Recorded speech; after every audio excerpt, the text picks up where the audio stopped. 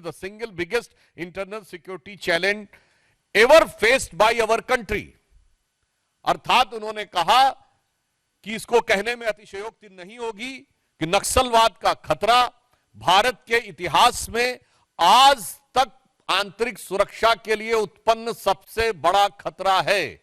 13 अप्रैल 2006 और 31 मार्च 2026 प्रधानमंत्री श्री नरेंद्र मोदी जी की सरकार ने उस चीज को जो डॉक्टर मनमोहन सिंह समझ गए थे, मगर जिस विवशता के चंगुल में जकड़कर और नक्सली दिमाग वालों से भरी हुई सुपर कैबिनेट यानी एनईसी के द्वारा उनको कुछ करने नहीं दिया गया था, यदि वह कार्य सिद्ध करके दिखाया तो प्रधानमंत्री श्री नरेंद्र मोदी जी ने।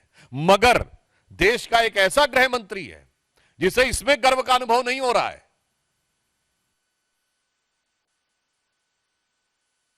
दिमागी नक्सली हैं, तो मैं कांग्रेस से पूछना चाहता हूं कि डॉक्टर मनमोहन सिंह सही हैं या आज के आपके स्वघोषित दिमागी नक्सली चिदंबरम साहब।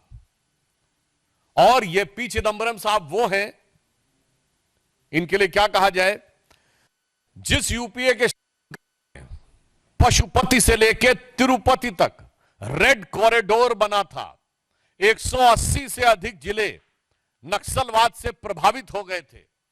दंतेवाड़ा में 2010 में सीआरपीएफ के इतने बड़ी संख्या में 75-76 जवान शहीद हुए और उसके बाद राजधानी के एक नामी गिरामी विश्वविद्यालय में खुशियां मनाई गई। यह होता है दिमागी नक्सली। और इतने बड़े विषय के बाद चिदंबरम साहब के शासनकाल में 5000 से अधिक निर्दोष नागरिकों की मौत हुई। 1913 सुरक्षा बलों के जवान नक्सली अभियानों में शहीद हुए। 180 जिले नक्सल प्रभावित हो गए। 92% से अधिक हथियार जो नक्सलियों के पास थे वो पुलिस के हथियार थे जो लूटे गए थे।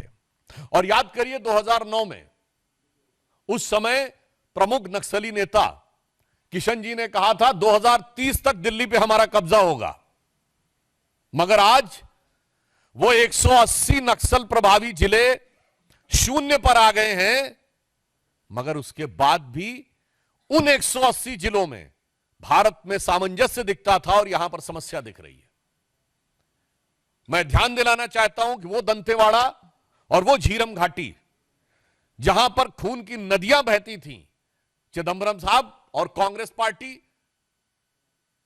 राहुल गांधी जी आंख खोलकर देखिए और कान खोलकर सुनिए, तब आपको वह देश अच्छा लगता था।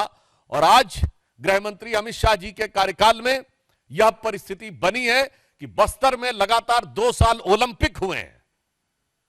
यह सौहार्दपूर्ण, सकारात्मक और युवा ऊर्जा का प्रतिनिधित्व करता हुआ बस्तर अच्छा नहीं लगता है। अभी मात्र कुछ दिन पहले नेशनल हैंडलूम डे के ऊपर रायपुर में ट्राइबल एरियाज के युवकों के द्वारा हैंडलूम कपड़ों को रैंप पे वॉक किया गया। ये ट्राइबल युवा का यानी ट्राइबल जेनजी का रचनात्मक प्रदर्शन अच्छा नहीं लगता था और वो अच्छा लगता था। यह है दिमागी नक्सल जो इन लोगों के दिमाग में बैठा हुआ है। और इतना ही नहीं, इस समय 1800 से अधिक बैंक की ब्रांचें खुलना उस क्षेत्र में, 1200 से अधिक एटीएम खुलना, 6000 से अधिक मोबाइल के टावर लगना ताकि राष्ट्र की मुख्य धारा के साथ वो विकसित हो जाएं, 22 लाख लोगों को आयुष्मान भारत कार्ड उपलब्ध हो जाना ताकि वह युवा अपनी ऊर्जा का सही दिशा में प्रयोग कर सके। यह दृश्य जिसको खराब लगता है वो वास्तविकता में दिमागी नक्सल है। इसलिए मैं कांग्रेस पार्टी से और चिदंबरम साहब से यह भी पूछना चाहता हूं कि आप वही है ना जिसने वित्त मंत्री के रूप में कहा था कि भारत में तो डिजिटल ट्रांजैक्शन हो ही नहीं सकता, और सदन के पटल पे बोला था। और आज भारत डिजिटल ट्रांजैक्शन में नंबर 1 का देश है। जिसकी सोच ऐसी है वो है दिमागी नक्सल। और मैं यह भी कहना चाहता हूं वो लोग जो कहते हैं कि संसद से समाधान नहीं निकलेगा, सड़क से समाधान निकलेगा, वो है दिमागी नक्सल। जो ये कहते हैं कि संसद में रेजिस्टेंस से चीजें तय होंगी, वो है दिमागी नक्सल। और ये यूपीए सरकार की super cabinet national advisory council के सदस्य रह चुके हैं। इसलिए हम यह भी बताना चाहते हैं कि वो कालखंड जब इस देश में इतनी विपरीत परिस्थितियां थीं और आज एक सकारात्मक वातावरण बना है ट्राइबल एरियाज में, वह जिसको सही नजर नहीं आ रहा है वो वास्तविक अर्थों में दिमागी नक्सल है।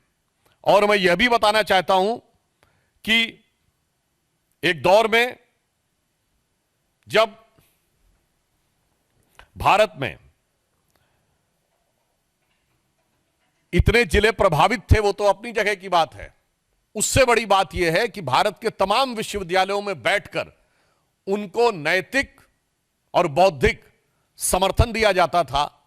वो लोग वास्तविक अर्थों में दिमागी नक्सल हैं, जिन्हें गांधीयंस में गन नजर आती हैं, जिनको नक्सली, जिनको गांधीयंस विद गन कहते हैं। यानी कहां महात्मा गांधी जो अहिंसा के प्रतीक, और कहां माओवादी जो कहते power comes from the barrel of gun, जो नक्सलियों को गांधीयंस विद गन कहे और उन नक्सलियों को अपनी भारत जोड़ो यात्रा में साथ में रखे। उन राहुल गांधी से पूछना चाहता हूं, यह है वास्तविकता में दिमागी नक्सल।